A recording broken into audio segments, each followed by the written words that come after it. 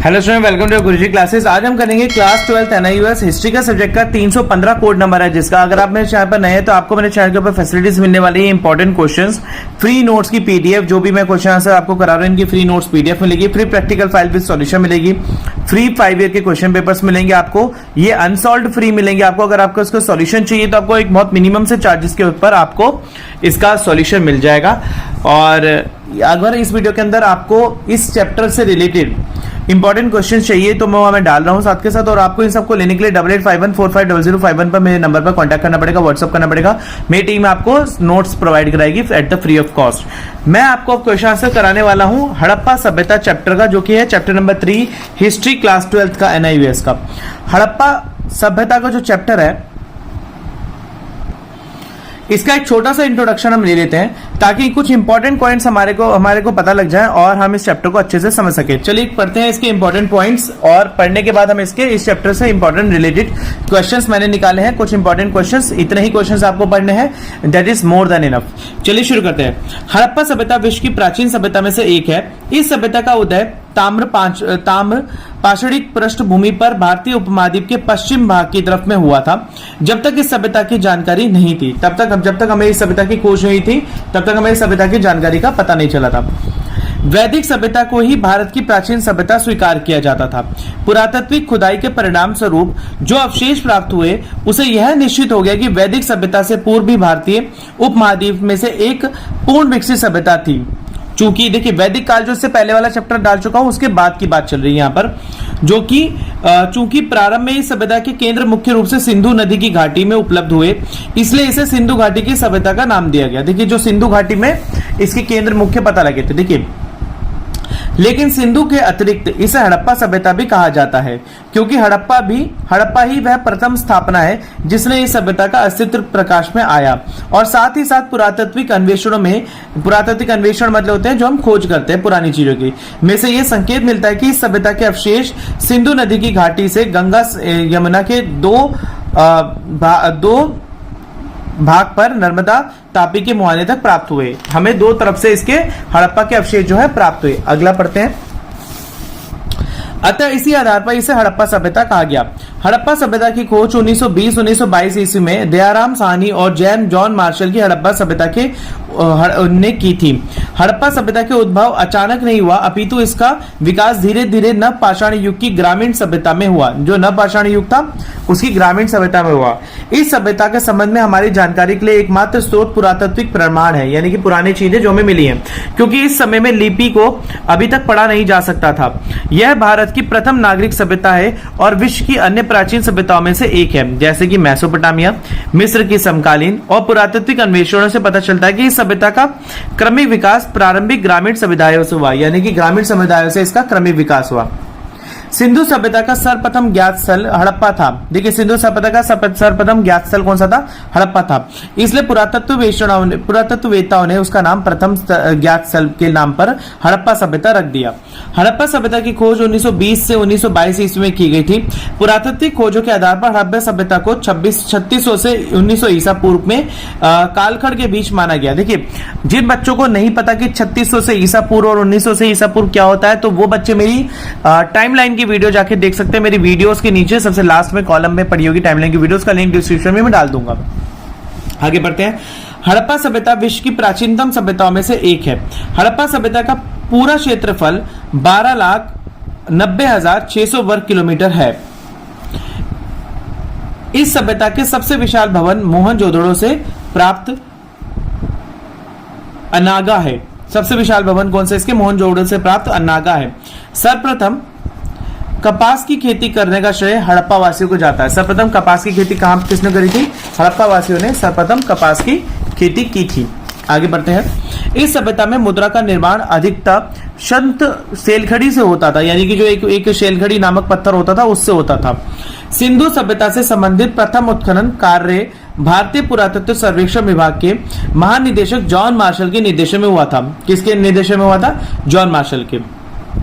पुरातत्व अन्वेषणों से पता चलता है कि हड़प्पा सभ्यता से पहले लोग छोटे छोटे गांव में रहते थे।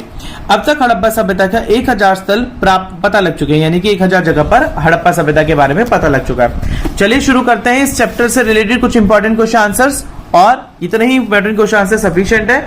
इस वीडियो के अंदर मैं आपको हिंदी और इंग्लिश मीडियम दोनों मीडियम के क्वेश्चन आंसर साथ साथ बताता रहूंगा, ताकि इंग्लिश मीडियम के जो स्टूडेंट्स हैं वो इसका स्क्रीनशॉट लेते रहें। चलिए शुरू करते हैं। हड़प्पा सभ्यता के महत्व पर प्रकाश डालिए। देखिए, हड़प्पा सभ्यता का भारतीय इतिहास में महत्वपूर्ण स्थान है, क्योंकि इस सभ्यता ने भारतीय सभ्यता को संसार की प्राचीनतम सभ्यताओं में से एक स्थान प्राप्त किया।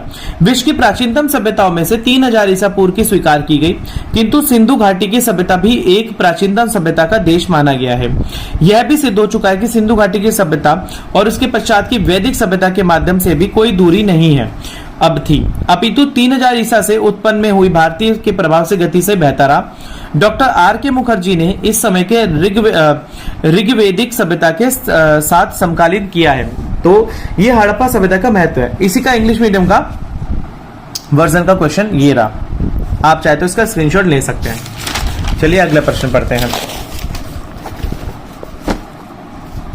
हड़प्पा वासियों में मेसोपोटामिया के साथ व्यापार के संबंध में एक संक्षिप्त विवरण दीजिए। देखिए, हड़प्पा वासियों की नगरीय अर्थव्यवस्था की एक महत्वपूर्ण विशेषता थी कि उनका आंतरिक और बाहरी दोनों तरह का व्यापारिक तंत्र जाला नगर की आबादी के अपने खाद्य और अन्य जरूरी चीजों के लिए आसपास के गांवों पर निर्भर था। ठीक है, वो क्या करते थे, खाने पीने की चीजों के लिए क्या थे, आसपास के गांवों पर निर्भर रहते थे। इसलिए गांव शहरों के परस्पर संबंध विकसित हुए। इसी प्रकार के शहरों के शिल्पकारों को अपनी चीजें बेचने के लिए बाजारों की जरूरत थी, यानी कि जो शिल्पकार होते थे, यानी कि जो काम करते थे, उनको जो चीजें बेचने के लिए कन की जरूरत थी, अपने मतलब आसपास के क्षेत्रों की जरूरत थी। इससे शहरों के बीच परस्पर संपर्क बढ़ता था, यानी कि आपस में उनके बीच में कांटेक्ट बढ़ता था। व्यापारियों ने विदेशी भूभागों, विशेष रूप से मेसोपोटामिया के साथ व्यापारिक संबंध स्थापित किए, जहां इन चीजों की अधिक मांग थी। विदेशी भूभाग और मेसोपोटामिया के साथ अधिक संबंध किए, जहां पर इन चीजों की अधिक महत्वता थी। इसका इंग्लिश मीडियम का प्रश्न ये रहा, give the brief description of the trade between the Harappans and the Mesopotamia.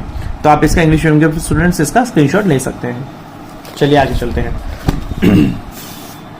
अगला प्रश्न आता है, हड़प्पा कालीन मुहरों के महत्व पर प्रकाश डालिए।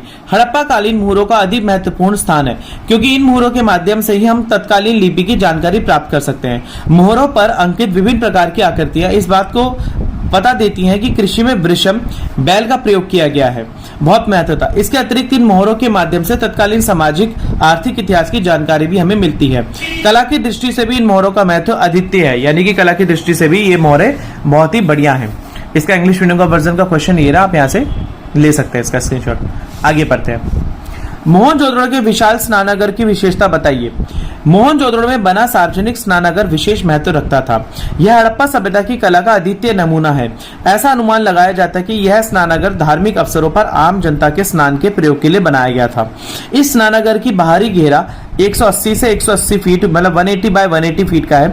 इस स्नानागार के अंतिम घेरा 39 फीट का है, 39 फीट का है।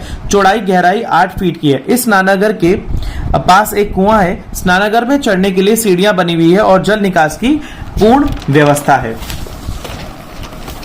इसी का इंग्लिश मीडियम का प्रश्न ये रहा, आप यहां से इसका स्क्रीनशॉट ले सकते हैं। चलिए आगे पढ़ते हैं। हड़प्पा सभ्यता की धार्मिक अवस्था की विशेषता बताइए। देखिए, प्राप्त जानकारी के आधार पर यह कहा जा सकता है कि हड़प्पा वासी मूर्ति पूजा में विश्वास करते थे। उत्खनन का मतलब होता है खुदाई में कुछ मूर्तियां प्राप्त हुई थी। अनुमान लगाया जाता है कि यह सब पृथ्वी माता के चित्र हैं। इसके अतिरिक्त एक देवता का भी चित्र प्राप्त हुआ। इसके अतिरिक्त यह चित्र योगासन में बैठा हुआ था। इसके सिर के ऊपर 2 सींग थे तथा दोनों ओर पशु, हाथी, सिंह, बारहसिंह और भैंसा है। मोहनजोदड़ो में से एक स्त्री के अनेक चित्र प्राप्त हुए। विद्वानों का मानना है कि यह मूर्ति शिव पशुपति की है। इसके अतिरिक्त मोहनजोदड़ो से प्राप्त एक सील पर बने पीपल के डालों के मध्य देवता से भी मिलता है। पशुओं में कुबड़ वाला सांड इस सभ्यता के लोगों के लिए विशेष पूजनीय था। नाग पूजा के भी प्रमाण मिले हैं। लोथल एवं कालीबंगा से हवन कुंड एवं यज्ञ वेदियों का भी उपलब्ध होना अग्नि पूजा के प्रचलन का एक प्रमाण प्रस्तुत करता है। इसका इंग्लिश रीडिंग का प्रश्न ये रहा, आप ऐसे इसका स्क्रीनशॉट ले सकते हैं। चलिए आगे पढ़ते हैं। हड़प्पा सभ्यता की नगर निर्माण व्यवस्था की विशेषताओं को बताइए।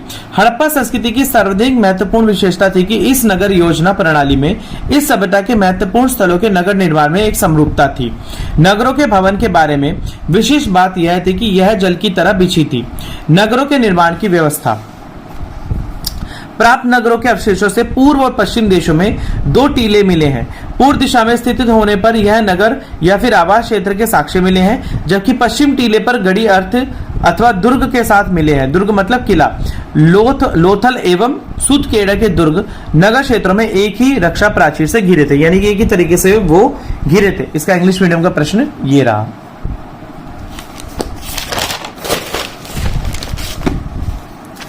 आप यहां से इसका स्क्रीनशॉट ले सकते हैं। अगला प्रश्न आता है, हड़प्पा सभ्यता के अंतर्गत सड़क निर्माण व्यवस्था की विशेषता बताइए। This is very important question, ये एग्जाम पॉइंट ऑफ व्यू से बहुत इंपॉर्टेंट है। देखिए, हड़प्पा सभ्यता के अंतर्गत सड़क निर्माण की बड़ी प्रशंसनीय थी। सड़कों का जाल नगरों को कई भागों में विभाजित करता था। देखिए, सुंड के पूर्व एक पश्चिम और उत्तर में दक्षिण की ओर जाती हुई दूसरों के समकोण पर काटती थी। सड़कें पूर्व और पश्चिम से उत्तर की दक्षिण जाती हुई एक दूसरे को काटती थी। मोहनजोदड़ो में पाए गए मुख्य भागों की चौड़ाई लगभग 9.15 मीटर थी एवं गलियां करीब 3 मीटर चौड़ी थी। सड़कों का निर्माण पक्की ईंटों द्वारा किया गया था और इन नालियों में थोड़ी थोड़ी दूर पर मानुष मोखे बनाए गए थे। नालियों के बीच जल निकास का इतना उत्तम प्रबंध किसी अन्य समकालीन सभ्यताओं में नहीं मिल सकता।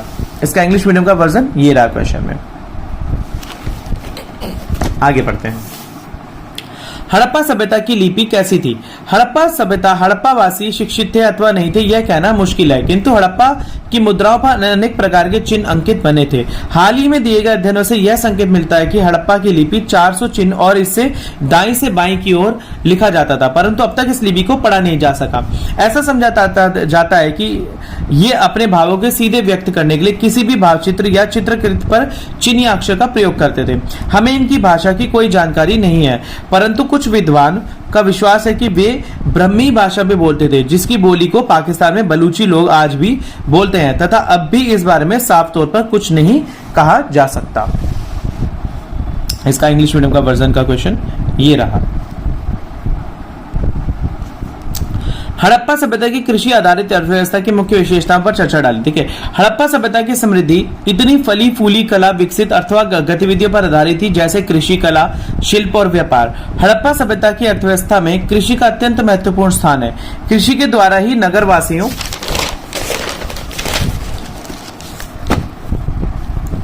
के भरण पोषण के लिए अनाज एवं विभिन्न शिल्पियों का कच्चा माल सुलभ होता था। सिंधु तथा दूसरी सहायक नदियों पर द्वारा लाई गई जलोढ़ उपजाऊ, जलोढ़ यानी जो मिट्टी के साथ बह के आ जाती जल के साथ, उसे जलोढ़ उपजाऊ मिट्टी कृषि के लिए महत्वपूर्ण मानी जाती थी।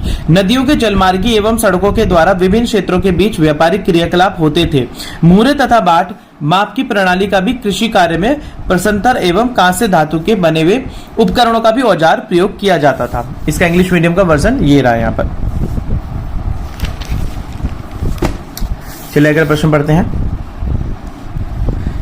हड़प्पा सभ्यता के समकालीन सभ्यताओं के साथ के संबंध बताइए, यानी कि उसके साथ साथ कौन कौन सी सभ्यताएं और थी उनके बारे में बताना है। यानी हड़प्पा सभ्यता के साथ में कौन कौन सी सभ्यताएं थी। हड़प्पा सभ्यता में सुमेरियन की समकालीन सभ्यता से प्राप्त समानता प्राप्त हुई। इसे इतिहासकारों में विवाद उत्पन्न हुआ कि सभ्यता का विकास पहले सुमेरियन में हुआ था और तब सभ्यता पश्चिम में अथवा सिंधु घाटी में पहुंची। इसके विपरीत भारतीय विद्वानों ने यह धारणा व्यक्त की कि पहले सभ्यता का विकास सभ्यता के पूर्व में हुआ था तथा सभ्यता पश्चिम में पहुंची। परंतु अब दोनों धारणा यानी कि दोनों बातों में से किसी को भी स्वीकार नहीं किया जा सकता। यह प्रमाणित हो गया है कि सुमेरियन और सिंधु घाटी की सभ्यता की समानताओं पर आवश्यकता से अधिक बल दिया गया है, जबकि इनमें प्राप्त असमानताएं हैं, यानी कि जो इनसे प्राप्त मिली हैं वो बातें असमान हैं। इस कारण यह विश्वास किया जाता है कि इन दोनों सभ्यताओं का विकास अलग अलग हुआ। पृथक पृथक का मतलब अलग अलग, परंतु इन दोनों में व्यापारिक संबंध है जिनके द्वारा दोनों को एक दूसरे से बहुत कुछ सीखने को अवसर प्राप्त हुए और जिनके कारण दोनों सभ्यताओं में कुछ समानता आ गई। तो इसका ये सिंपल था कि कौन कौन सी सभ्यताएं थी यहाँ पर। इसका इंग्लिश मीडियम का वर्जन का ये रहा। तो स्टूडेंट्स, इसी के साथ ही यहाँ पर आपका हड़प्पा सभ्यता का चैप्टर कंप्लीट होता है। ऐसे ही करके मैं आपका धीरे धीरे हिस्ट्री का कंप्लीट कोर्स करा दूंगा। पॉलिटिकल का भी कोर्स अब आपका स्टार्ट हो जाएगा। अदर इंग्लिश के कोर्सेज भी चल रहे हैं, वो भी साथ साथ आपके चैप्टर चल रहे हैं। अगर आपने मेरे चैनल को लाइक शेयर सब्सक्राइब नहीं करा तो प्लीज कर लीजिए। मिलते हैं अगली वीडियो में, तब तक के लिए धन्यवाद।